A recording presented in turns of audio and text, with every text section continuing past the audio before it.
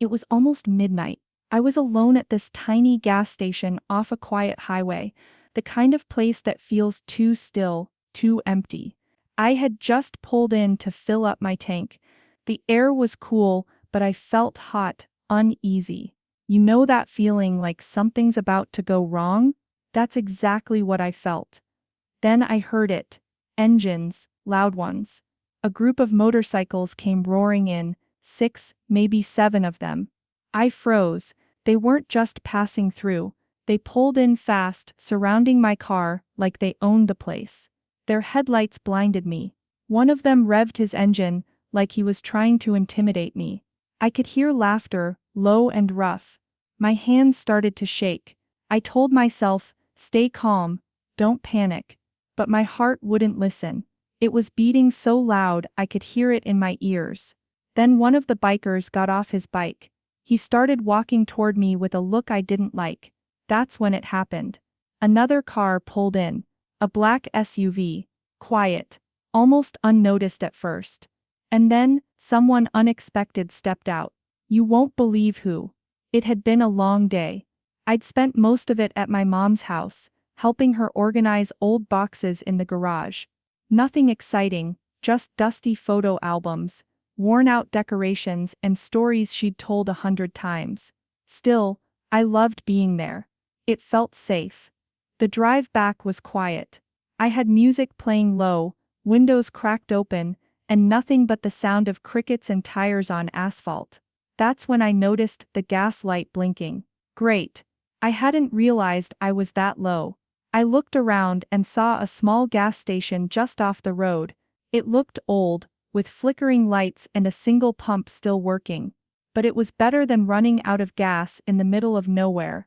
I pulled in. The place was nearly empty. No other cars. No cashier in the little glass booth. Just silence. I stepped out, grabbed my card, and started fueling. I didn't like how quiet it was. Not even music from inside the store, just a soft hum from the lights overhead. And then I heard it. At first it sounded like thunder, but it wasn't. It was engines loud, growling and getting closer fast. Within seconds, a group of motorcycles rolled in, 7 of them, maybe more. They didn't park near the store or the other pump. They surrounded me. My car. And just like that, what had been a normal night wasn't normal anymore. At first I told myself to stay cool. Just ignore them. Don't make eye contact. Don't look afraid. But it didn't matter. They were getting closer. One of them circled around the back of my car. Another parked just inches from the front bumper. They laughed loudly, like they were sharing some private joke. I felt trapped. I kept my eyes on the pump, willing it to finish faster. Then I heard one of them speak. Well, well, what do we have here? Another one chimed in. Looks like she's all alone. That's risky out here. The way he said it sent chills down my spine. I tried not to react. Just focus on getting the gas and leaving. I pressed the nozzle harder, hoping that somehow it would fill faster. Then I saw Boots right beside me. One of them was leaning on the side of my car. His arm rested across the roof, right above my door, blocking it, smirking like he thought this was funny. Hey, he said, grinning. You in a hurry or something? I didn't answer. I didn't want to talk. I just shook my head and looked away. He laughed again. Don't be shy. We're just being friendly. I could feel the panic start to rise. My chest tightened.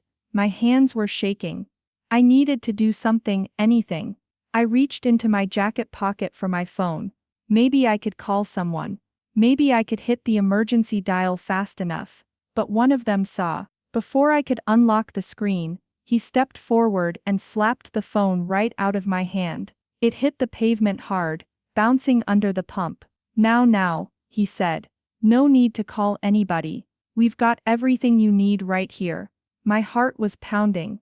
I could barely breathe. They were laughing again, enjoying it. Like this was just some game to them. I looked around, hoping to see someone, anyone. But the place was still empty. No clerk, no cars, just me, a broken phone, and a group of men who thought they could do whatever they wanted. and I was starting to believe they might be right. I looked around, desperate now. Still no one. Not a single car on the road. No movement inside the little store. The glass door was shut, lights still flickering, but the place looked abandoned. Where was the clerk? There had to be someone inside, but I couldn't see anyone through the windows. No shadows, no voices, just silence. The only sounds were the low rumble of the bikes and the cruel laughter of the men around me. One of them pointed at my gas cap, joking, "Hope you know how to use that thing, sweetheart." Another added, "Maybe she needs help." "I'm real good with my hands." They were feeding off each other now, getting bolder, like they could smell how scared I was. And I was scared, more than I'd ever been in my life. I thought about running, just bolting across the lot. But where would I go? Into the woods behind the station. Along the empty road with no cars. Even if I ran, I knew they'd catch up fast. One of them leaned closer, too close, and said, "Don't worry. We won't hurt you much." They all laughed again, loud, cruel. I was frozen. Every part of me screamed to move, to scream, to fight, but I couldn't. I was stuck, alone, and no one was coming. At least, that's what I thought. Then I heard it. Another engine. But this one was different. Low and steady, not loud like the motorcycles. A black SUV pulled into the lot, slow and smooth. Its headlights swept across the scene. The air shifted. The bikers noticed too. Their laughter faded. They turned to look, trying to figure out who it was. The SUV came to a stop near the edge of the station. The driver's door opened, and a man stepped out. He didn't say anything. He didn't yell. He just stood there for a second, calm and steady. He looked different. Not scared, not angry, just focused. Like he knew exactly what he was walking into.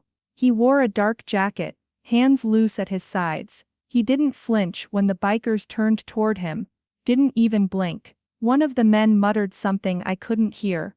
A few of them chuckled, but it sounded forced. This time, the man started walking. Slowly, his eyes never left the group. He didn't look at me, didn't glance at my car. He just kept walking, straight toward the bikers. And even though I had no idea who he was, something about him made me feel safe. Like maybe, just maybe, this nightmare was about to change. One of the bikers stepped forward and asked, "You lost, buddy?" Still, the man said nothing.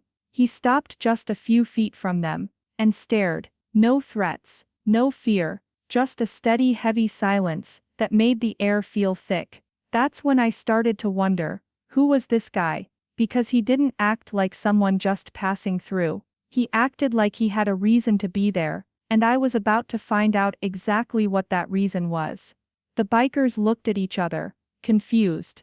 This man wasn't reacting, like they expected. He didn't flinch. He didn't back off. One of them squinted and asked, "Who are you supposed to be?" The man tilted his head slightly, eyes steady. Then he spoke, his voice soft but firm.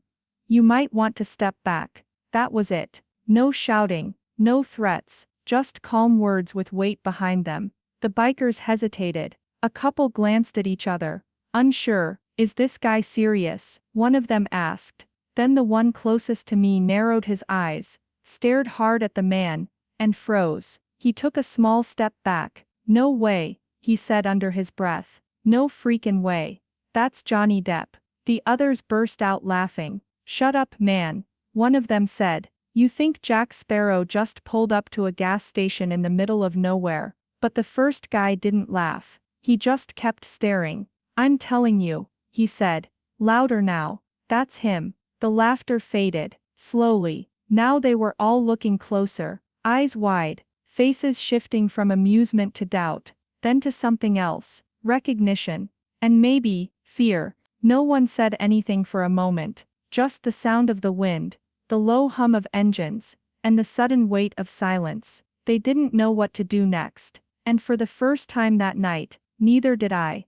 Johnny took another step forward, still calm, still steady. He didn't raise his voice, didn't make a scene. He just looked straight at them and said, "You're scaring her. It's time to leave." His words weren't loud, but they cut through the tension like a knife. One of the bikers tried to laugh it off. "Man, who do you think you are?" he said, puffing up his chest. Johnny didn't answer. He didn't need to. He just stood there, still, focused, like he'd been through things much darker than this. And suddenly, the biker's smirk faded. I watched the whole thing, barely breathing. Johnny never once looked nervous, not even for a second. I don't know how, but he made the whole group seem small, like their power had just vanished. The leader of the group, tall, rough, the one who'd knocked my phone down, looked Johnny up and down. For a moment I thought he might challenge him, but then, he stepped back, didn't say a word, just backed off. One of the others followed, then another. Within seconds, they were all turning away, grumbling, muttering, avoiding Johnny's eyes. They climbed onto their bikes, one by one. The engines roared again, but this time, it didn't scare me. This time, it meant they were leaving, and just like that, they were gone. Even after the bikes were gone, I couldn't stop shaking. My hands were trembling, my knees felt weak. I didn't know what to say. I just stood there, frozen, trying to breathe. Johnny bent down, picked up my phone from the ground, and brushed off some dust. He walked over slowly, and held it out to me. "Here," he said softly. I took it with both hands, my fingers still shaking. He looked at me for a moment, his eyes kind, gentle. "You okay?" he asked. I nodded, but I couldn't get any words out. My throat was tight, and everything inside me was still spinning. He must have noticed, because he gave me a small smile and said, "You're safe now." Just those 3 words, but those 3 simple words, "You're safe now," were exactly what I needed to hear. It felt like a heavy weight had been lifted off my chest. Something inside me finally let go. I could feel the tightness in my chest begin to ease. For the first time since the bikers had surrounded me, I could actually breathe. My hands, which had been shaking so badly, started to steady a little. My legs, which had felt like jelly moments ago, stopped trembling so much. Johnny didn't ask me to say thank you. He didn't wait for me to respond, or to tell him what I was feeling. He just stood there quietly, watching me closely, making sure I was really okay. There was no rush in his movements, no pressure in his voice, just calm and steady presence, like he was silently telling me, "I've got this, you don't have to be afraid anymore." And in that moment, as I looked into his eyes, I actually believed it. For the first time that night, I truly believed I would be okay. Johnny gave me one last look, soft but serious, and then turned away without a word. He walked back toward his black SUV, moving with slow, confident steps, as if he'd done this 100 times before. There was no urgency, no drama, just a quiet strength in the way he carried himself. I stood frozen, watching him. My mind was racing, still trying to make sense of everything that had just happened. Who was this man? Why had he come when no one else would? And how had he made those bikers back off so easily? As he reached the SUV, he opened the door, and paused for a moment. He glanced back over his shoulder at me, and gave a small wave, not a big one, just a simple quiet gesture. Then he slid into the driver's seat, and started the engine. There was no flashing police lights, no sirens, no crowd gathering, just the soft sound of tires rolling on the pavement, as his SUV disappeared slowly into the dark night. I stood there for a long time after he left. The gas station was silent again, the only noise coming from the distant crickets, and the faint hum of the street lights. I kept staring down the empty road, my heart still pounding, but filled with a strange mix of relief and disbelief.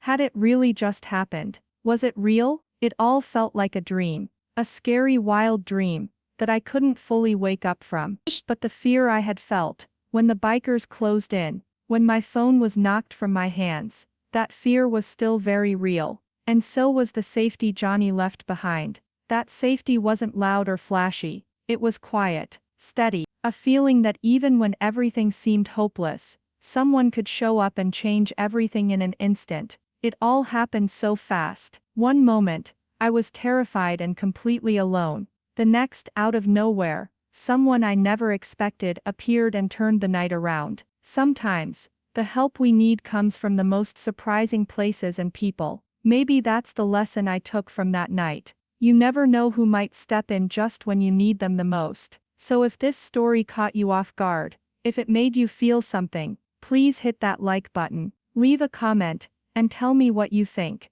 And don't forget to subscribe and share this video with someone who would love this story too. Because sometimes, sharing a moment like this reminds us all that kindness and courage can come from the most unexpected places.